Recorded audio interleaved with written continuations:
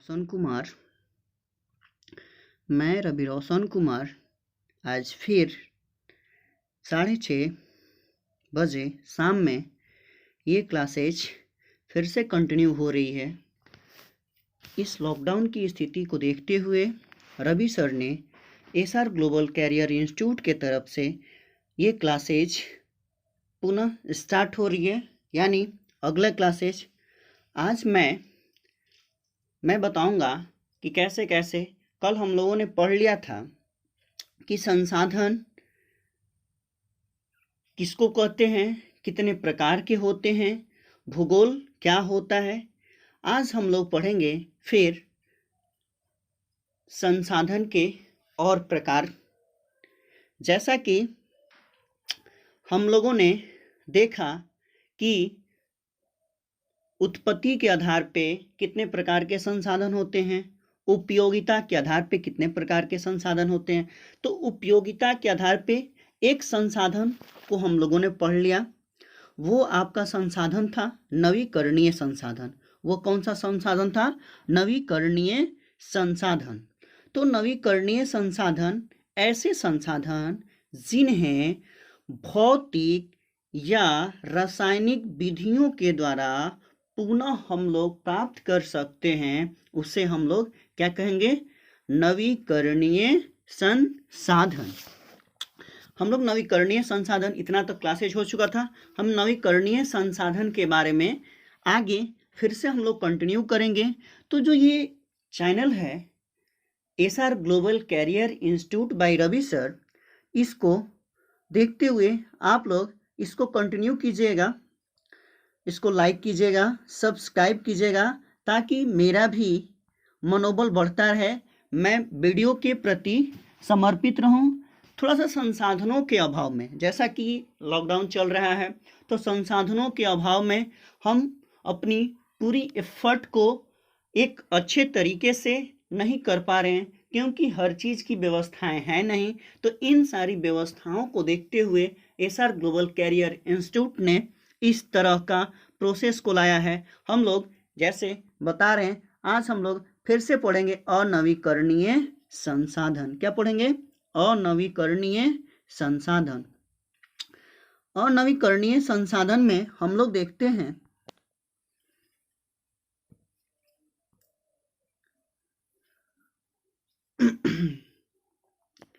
थोड़ा सा हम लोग रिकैप कर लेते हैं। पिछले क्लास में हमने देखा था नवीकरणीय संसाधन को।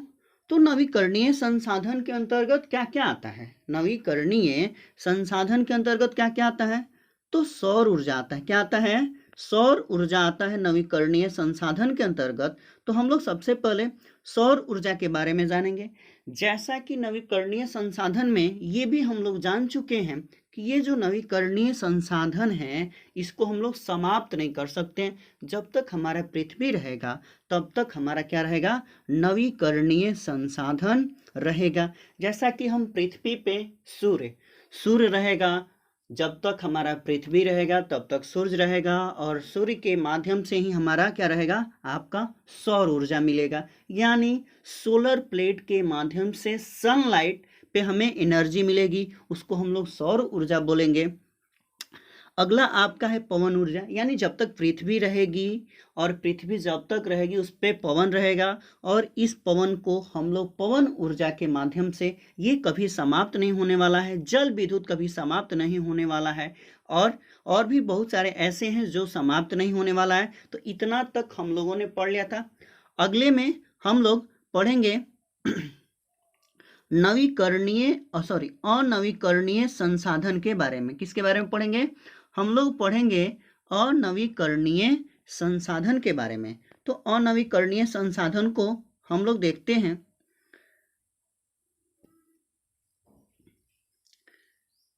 अनवीकरणीय संसाधन को हम लोग देखेंगे। देखिए, अनवीकरणीय संसाधन ऐसा संसाधन जिन्हें भौतिक या रासायनिक विधियों के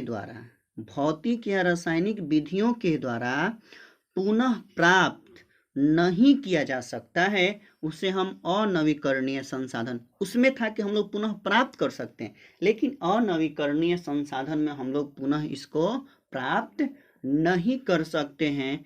इसी कारण इसको हम लोग बोल सकते हैं यह क्या है, अनवीकरणीय संसाधन। यानी एक छोटी सी लैंग्वेज में इसको बोलना चाहें तो अनवीकरणीय संसाधन ऐसे संसाधन को बोल सकते हैं जिसको हम लोग पुनः प्राप्त नहीं किया जा सकता है। क्या किया जा सकता है, पुनः प्राप्त नहीं किया जाता है, उसी को हम लोग बोलेंगे अनवीकरणीय संसाधन। जैसा कि जीवाश्म, क्या है, जीवाश्म यानी जीवों के अंश से जो हमें ईंधन प्राप्त होता है उसी को हम लोग बोलेंगे जीवाश्म। उसके बाद कोयला होता है, कोयला को हम लोग जलाते हैं, जलाने के बाद हमें ऊष्मा मिलता है, ये जलाने के बाद ये राख में परिवर्तित हो जाता है, ये कोयला क्या हो जाता है। अब उसके बाद क्या हम लोग फिर से इसको कोयला बना सकते हैं, नहीं नहीं, हम लोग कोयला को नहीं बना सकते।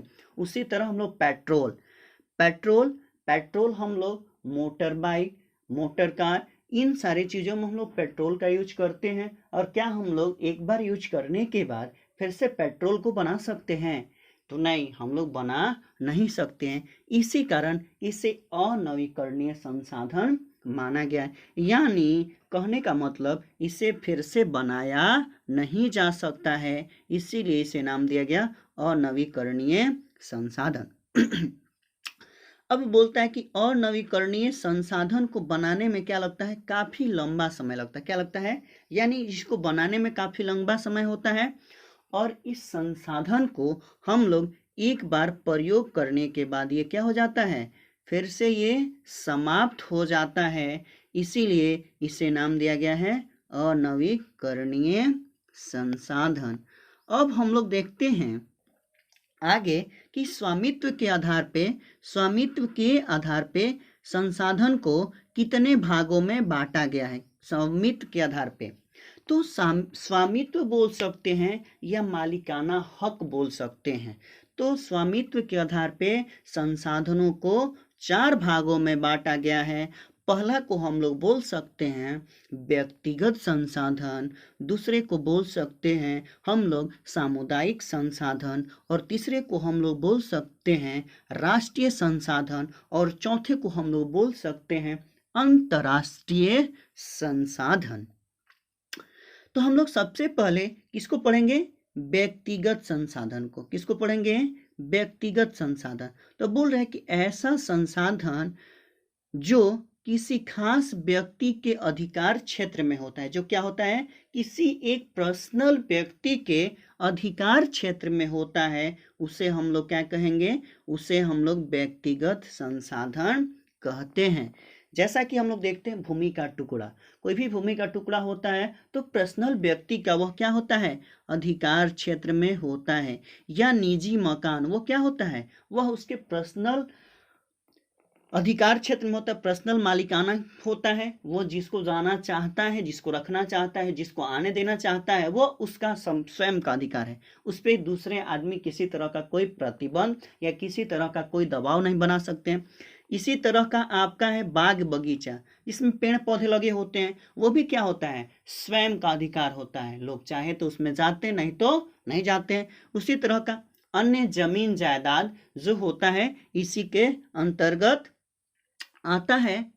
अब आगे है कि व्यक्तिगत संसाधन क्या होता है, जिसके बदले में क्या होता है, हम लोग यानी व्यक्तिगत संसाधन के बदले में हम लोग क्या करते हैं, यानी वैसा संसाधन जिसमें हम लोग क्या करेंगे, यानी सरकार को हम लोग क्या करते हैं, लगान चुकाते हैं। क्या करते हैं, सरकार को हम लोग क्या करते हैं, लगान भी चुकाना पड़ता है। यानी कहने का मतलब जिस पे हम लोग रहते हैं, निवास करते हैं, उसका उपयोग करते हैं, उसके बदले में हमको क्या करना पड़ता है, सरकार को कुछ पैसे चुकाने पड़ते हैं। तो इसीलिए हमको क्या बोलेंगे, इसको व्यक्तिगत संसाधन। और कुछ ऐसी भी भूमि है जो क्या करती है, सरकार गरीब मजदूर वर्ग के लोगों को वह जमीन उपलब्ध कराती है जिससे वह कृषि कर सके, जिसपे वह अधिकार क्षेत्र हो, और लेकिन बदले में क्या करना पड़ता है, उसको लगान चुकाना पड़ता है। उसको हम लोग क्या बोलेंगे, व्यक्तिगत संसाधन। आगे हम लोग देखते हैं सामुदायिक संसाधन। क्या देखते हैं? सामुदायिक संसाधन। तो सामुदायिक संसाधन देखते हैं क्या होता है सामुदायिक संसाधन। तो ऐसा संसाधन जिस पर हमारे समाज के सभी वर्गों के लोगों का अधिकार होता है। क्या होता है? ऐसा संसाधन जिस पर हमारे समाज के सभी लोगों का अधिकार होता है, उसे हम लोग क्या कहेंगे? सामुदायिक संसाधन कहेंगे। क्या कहेंगे? सामुदायिक संसाधन कहते हैं। ठीक है, आगे हम लोग फिर आगे देखते हैं कि सामुदायिक संसाधन के अंतर्गत क्या क्या आता है। सामुदायिक संसाधन, तो सामुदायिक संसाधन के अंतर्गत क्या क्या आते हैं? तो सामुदायिक संसाधन के अंतर्गत शमशान घाट, जहां लोगों को जलाया जाता है, चाहे वह किसी भी क्या होता है, वह जाति के मानने वाले लोग होते हैं, वहां शमशान घाट पे जाते हैं। या जो गांव में तालाब होता है, वह हमारे समाज के सभी वर्गों का उस पर अधिकार होता है। गिरजाघर हो गया, मंदिर हो गया, उसमें सारे लोग जा सकते हैं। गुरुद्वारा हो गया, मस्जिद परिसर हो गया, और हमारा सामुदायिक भवन, जैसा कि सामुदायिक भवन होता है, विद्यालय होता है, विद्यालय में कोई भी धर्म, कोई भी जाति और कोई भी लोग मानने वाले उसमें क्या कर सकते हैं? आ जा सकते हैं। अब बोल रहा है कि जो सामुदायिक संसाधन होते हैं उस पे हमारे समाज के सभी लोगों का अधिकार होता है। क्या होता है? सामुदायिक संसाधन में जितने भी हमारे समाज के लोग होते हैं उन पे क्या होता है? अधिकार होता है, इसीलिए इसे नाम दिया गया है सामुदायिक संसाधन। उसके बाद आपका आता है राष्ट्रीय संसाधन, जो थर्ड पॉइंट है। पहला हो गया आपका व्यक्तिगत संसाधन, दूसरा हो गया आपका सामुदायिक संसाधन, और तीसरा हो गया आपका राष्ट्रीय संसाधन। तो हम लोग राष्ट्रीय संसाधन को देखते हैं कि राष्ट्रीय संसाधन क्या है। तो राष्ट्रीय संसाधन कहने का मतलब है कि ऐसा संसाधन, किसको बोलेंगे? ऐसा संसाधन जिस पर किसी भी देश या सरकार का आधिपत्य होता है, यानी जिस पर देश का, जिस पर किसका अधिकार होगा? देश का या आपका क्या होगा? सरकार का अधिकार होगा। किसका अधिकार होगा? सरकार का आधिपत्य होगा, उसी को हम लोग राष्ट्रीय संसाधन कहते हैं। जैसा कि खनिज तेल, जल, रेल, वन एवं जल संसाधन इत्यादि। यानी खनिज तेल जो हमारे जमीन के अंदर पाए जाते हैं, तो वो क्या हो गया? आपका राष्ट्रीय संसाधन के अंतर्गत आते हैं। रेल जो है वो आपका राष्ट्रीय संसाधन के, और जल संसाधन, ये सब क्या है? राष्ट्रीय संसाधन। तो ठीक है, हम देखते हैं, अगर मान लीजिए कि कोई भी व्यक्ति है और जमीन के अंदर से उसे कुछ किसी चीज की प्राप्ति होती है, जैसे पेट्रोलियम की प्राप्ति होती है, और भी जैसे कोयले की प्राप्ति होती है, तो क्या वो उसका अधिकार हो गया? नहीं, वह किसका अधिकार होगा? वह पता लगेगा सरकार को, तो वहां पे राष्ट्र का अधिकार हो जाएगा। अब बोल रहा है कि राष्ट्र के अधिकार पे किसका अधिपत्य होगा? राष्ट्रीय संसाधनों पे किसका अधिपत्य होगा? तो राष्ट्रीय संसाधनों पे देश या सरकार का क्या होता है? अधिपत्य होता है। किसका? या तो देश का और या सरकार का। तो सरकार कहाँ होती है? देश में, राज्य में। तो अधिपत्य किसका होगा? वहां पे देश में जो भी सरकार रहेगी उसका अधिकार होगा। अब आगे आता है एक पॉइंट है अंतरराष्ट्रीय संसाधन। क्या है? अंतरराष्ट्रीय संसाधन। तो बोल रहा है कि अंतरराष्ट्रीय संसाधन के बारे में हम लोग जानेंगे कि अंतरराष्ट्रीय संसाधन क्या है। हम लोग किसके बारे में जानेंगे? अंतरराष्ट्रीय संसाधन के बारे में जानेंगे कि अंतरराष्ट्रीय संसाधन क्या है। हम लोग देखते हैं अंतरराष्ट्रीय संसाधन को, ऐसा संसाधन जिस पर नियंत्रण क्या होता है? अंतरराष्ट्रीय संस्था की होती है। इस पर नियंत्रण किसका होता है? अंतरराष्ट्रीय संस्था की होता है। उसे हम लोग क्या कहेंगे? अंतरराष्ट्रीय संसाधन। उसे हम लोग क्या कहेंगे? अंतरराष्ट्रीय संसाधन। जैसे अब कौन कौन सी संस्था है जो अंतर्राष्ट्रीय संस्था है, तो जैसे संयुक्त राष्ट्र संघ है, वो क्या है आपकी अंतर्राष्ट्रीय संस्था है। राष्ट्र संघ क्या है आपका अंतर्राष्ट्रीय संस्था है ना, अंतर्राष्ट्रीय संस्था। उसी प्रकार से आपका है राष्ट्र संघ, WHO, उसके बाद है UNO, USA, ये क्या है आपकी अंतर्राष्ट्रीय संस्था है जो क्या करती है, अंतर्राष्ट्रीय जो भी क्षेत्र होता है उस पे उनका क्या होता है, अधिकार होता है। आगे हम लोग देखते हैं कि अंतर्राष्ट्रीय अब बोल रहा है कि किसी भी अंतर्राष्ट्रीय जो समुद्र तट होता है, तो बोल रहा है कि तट रेखा से 200 किलोमीटर की दूरी को छोड़कर और महासागरीय संस्थानों पर किसी भी देश का अधिपत्य नहीं होता। यानी 200 किलोमीटर के बाहर जो भी क्षेत्र होता है उस पर किसका अधिकार होता है, तो उस पर किसका अधिकार होता है, अंतर्राष्ट्रीय संस्था का होता है। क्या होता है, उस पर अंतर्राष्ट्रीय संस्था का होता है। किसी भी देश का उस पर क्या होता है, आधिपत्य नहीं होगा। बोला कि ऐसे संसाधनों का उपयोग हम लोग कब करते हैं, क्यों करते हैं और कैसे करते हैं।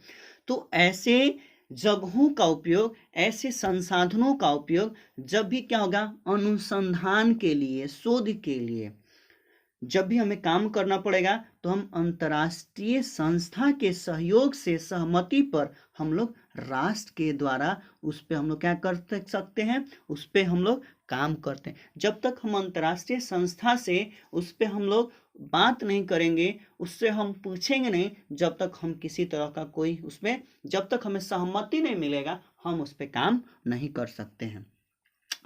तो बोल रहा है कि जो भारत है उसके तट रेखा से 200 किलोमीटर की दूरी, 200 किलोमीटर की दूरी के बाद जो भी क्षेत्र आएगा, ये 200 किलोमीटर मान लीजिए कि 200 किलोमीटर हो गया, और उसके बाद जो भी क्षेत्र आएगा वो क्या हो जाएगा, अंतर्राष्ट्रीय संस्था के अधिकार में आएगा। ठीक है, तो ये क्या हो गया, स्वामित्व के आधार पे ये आपका समाप्त हो गया। स्वामित्व के आधार पे 4 प्रकार के संसाधन होते हैं। थोड़ा सा हम लोग अभी स्लोली पढ़ रहे हैं, धीरे धीरे स्पीड बढ़ेगा, रफ्तार बढ़ेगी, तो हम लोग का क्लासेज भी वैसे ही डेवलप होगा। अब हम लोग विकास के आधार पे देखेंगे। किसके आधार पे देखेंगे, तो विकास के आधार पे देखेंगे क्या होता है। विकास के आधार पे संसाधनों को 4 भागों में बांटा गया। कितने भागों में बांटा गया है, 4 भागों में बांटा गया है। पहला है आपका संभावी संसाधन। पहला क्या है आपका संभावी संसाधन, दूसरा आपका है विकसित संसाधन, तीसरा आपका है भंडार संसाधन, और चौथा है आपका संचित कोष संसाधन। तो इन चारों को हम लोग एक एक करके पढ़ेंगे। पहला है आपका संभावी संसाधन, ऐसा संसाधन जो किसी विशेष क्षेत्र में मौजूद होता है। ये सभी जगह मौजूद नहीं होता है, किसी विशेष क्षेत्र में मौजूद होता है। क्या हर जगह कोयला पाया ही जाता है, नहीं, ऐसा नहीं है। तो बोल रहा है कि मौजूद होता है, उसे आने वाले समय में क्या करते हैं, उसके उपयोग में लाने की संभावना व्यक्त की जा सकती है, उसी को हम लोग बोलेंगे संभावी संसाधन। यानी आगे आने वाले समय में इसका हम लोग क्या करेंगे, उपयोग करेंगे, उसी को हम लोग बोलेंगे संभावी संसाधन। यानी जिसको हम लोग क्या करते हैं, जिसमें हम लोग संभावना व्यक्त करते हैं, उसी को हम लोग क्या बोलेंगे, संभावी संसाधन। ठीक है, तो आगे हम लोग फिर आगे पढ़ेंगे कि संभावी संसाधन में क्या क्या आता है। जैसे कि हम लोग देखते हैं,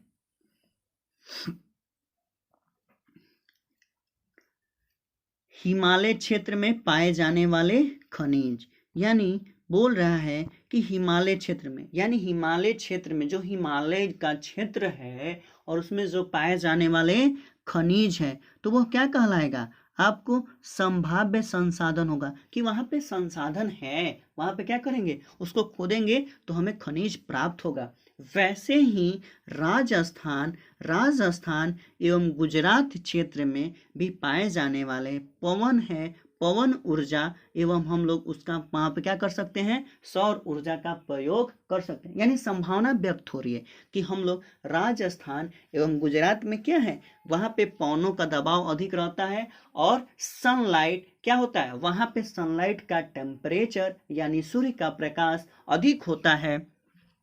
तो हम लोग क्या कर सकते हैं, यानी संभावना व्यक्त कर सकते हैं। और जो भारत का जो पश्चिमी हिस्सा है वहाँ पे सनलाइट यानी सूर्य का प्रकाश अधिक मात्रा में पाया जाता है। तो यह क्या है आपके, यह क्या हो गई, यह आपके संभावी संसाधन हो गए। आगे हम लोग फिर पढ़ेंगे विकसित संसाधन को। किसको पढ़ेंगे, विकसित संसाधन को। तो बोल रहा है कि ऐसा संसाधन जिसका उपयोग हम लोग सर्वेक्षणों परांत यानी पहले सर्वेक्षण कर लेते हैं, उसकी मात्रा के गुणवत्ता का निर्धारण हो चुका है, उससे हम लोग क्या कहेंगे, विकसित संसाधन। यानी कहने का मतलब है कि जहाँ पे वैसा संसाधन जिसको हम लोग पहले से पता लगा चुके हैं और उसकी गुणवत्ता एवं बोल रहा है कि सर्वेक्षण प्रांत वहाँ पे पता लगाया जा चुका है, उसे हम लोग क्या कहेंगे, विकसित संसाधन कहेंगे। उसे हम लोग क्या कहेंगे, विकसित संसाधन कहेंगे। आगे हम लोग देखते हैं कि विकसित संसाधन के अंतर्गत क्या क्या आता है। तो विकसित संसाधन के अंतर्गत आपका क्या क्या आता है। विकसित संसाधन के अंतर्गत पेट्रोल क्या होता है, पेट्रोल हमें जमीन के अंदर से मिलता है और क्या करते हैं, इसमें जो रिफाइनरी का जो खर्च होता है वह अधिक हो जाता है। जैसा कि खनिज तेल जो भी हमें जमीन के अंदर से निकालते हैं, तो जो ये रिफाइन करने का, इन्हें शुद्ध करने के बाद इस पे जो खर्च अधिक हो जाता है, यही आपका क्या कहलाएगा, यही आपका विकसित संसाधन कहलाता है। बोले कि संसाधन के विकास तकनीक और क्या होता है, संभाव्यता के आधार पर होता है। बोला कि ऐसे संसाधन का विकास तकनीक एवं साम्य, बोला कि संभाव्यता यानी संभावना व्यक्त के आधार पर किया जाता है और निर्भर होता है। अगला है आपका भंडार संसाधन। क्या है, अगला है आपका भंडार संसाधन। यानी भंडार संसाधन ऐसे संसाधन जो पर्यावरण में उपलब्ध हो, कहाँ उपलब्ध हो, पर्यावरण में उपलब्ध हो तथा मानवीय आवश्यकताओं की पूर्ति में सक्षम हो, लेकिन प्रौद्योगिकी के अभाव में, यानी शिक्षा के अभाव के आधार पे, ज्ञान के अभाव के आधार पे, वहाँ पे उससे हम लोग क्या कर सकते हैं, उसके अभाव से इसको हम लोग बाहर नहीं निकाल सकते हैं। इसी को हम लोग बोलेंगे भंडार संसाधन। इसको हम लोग क्या बोलेंगे, भंडार संसाधन। अब जैसा कि हम लोग देखते हैं, देखिए पेट्रोल है लेकिन संसाधनों के अभाव, हम लोग जानते हैं कि हमारे यहाँ जमीन के अंदर पेट्रोल पाया जाता है, लेकिन संसाधनों के अभाव के कारण हम लोग क्या कर सकते हैं, इसे बाहर नहीं निकाल पा रहे हैं। इसी के कारण और भी बहुत सारे चीज हैं, जैसे कि हम लोग देखते हैं, बोला कि जल जिसको हम लोग बोलते हैं H2O, बोल रहा है कि ज्वलनशील गैसों का यौगिक है। यह क्या है, जल है, ज्वलनशील गैसों का यौगिक है और ऊर्जा की यह मुख्य स्रोत बन सकता है। यह क्या बन सकता है, ये जो जल है यह ऊर्जा का मुख्य स्रोत बन सकता है, परंतु ऐसा करने के लिए हमारे पास क्या है, तकनीक नहीं है। क्या है, तकनीक नहीं है जिससे हम लोग क्या कर सकते हैं, इसको निकाल सकते हैं। इसीलिए इसे हम लोग कह सकते हैं भंडार संसाधन। उसके बाद आगे आपका आता है संचित कोष संसाधन। क्या है आपका, संचित कोष संसाधन। अब हम लोग संचित कोष संसाधन के बारे में जानेंगे। क्या है संचित कोष संसाधन, बोल रहा है कि संचित कोष संसाधन ऐसा संसाधन जो भंडार संसाधन का ही क्या है, अंश है, जिसे तकनीक के द्वारा क्या कर सकते हैं, प्रयोग में लाया जा सकता है, परंतु अभी तक इसकी शुरुआत, इसका उपयोग अभी शुरू नहीं हुआ है, उससे हम लोग क्या कहेंगे?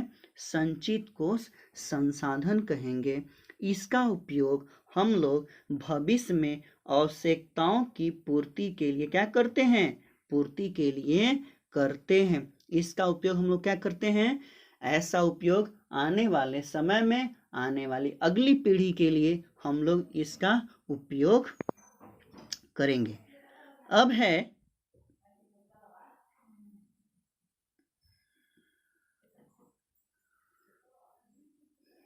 आगे संचित कोष। हम लोग देखते हैं जो संचित कोष संसाधन है वह क्या है? संचित कोष संसाधन भविष्य की क्या है? पूंजी है। यानी संचित करके हम लोग क्या कर सकते हैं?